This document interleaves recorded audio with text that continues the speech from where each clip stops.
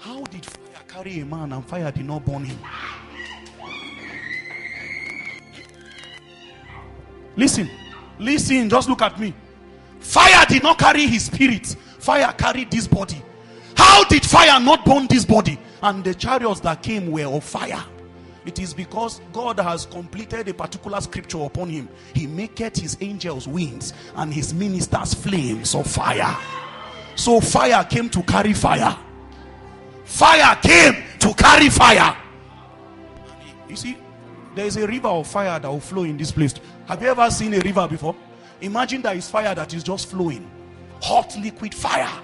It is that place that the defilement of the ages has no power over you. Let them come before it enters your heart. There is a program of fire. You know, I sought a question for many years. I continue to ask myself, what did God do to Elijah?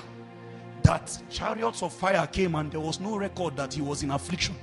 Fire came and took a man's mortal body. The body was taken. That was why it was recorded in Israel down to the teachings of the Bible till present time, that these were one of the people who did not see death with their natural eyes. So this body, something happened to it. You see, I'm saying these things because there are some of us who have, submitted to certain counsels and certain doctrines that are not of God. There are some of us that think that perfection cannot be arrived at in this mortal body.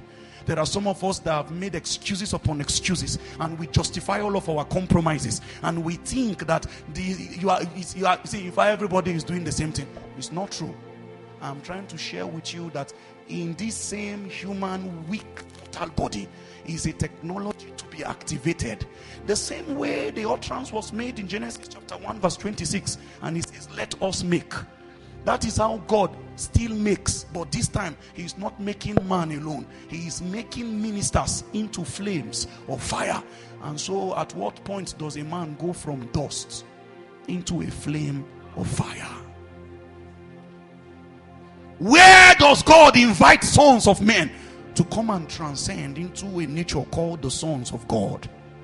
At what mountain of transfiguration must a man stand on? Because there was a spot that God gave to Elijah.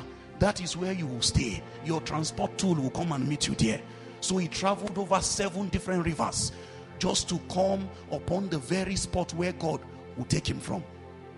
Where is the point where you will be transfigured from?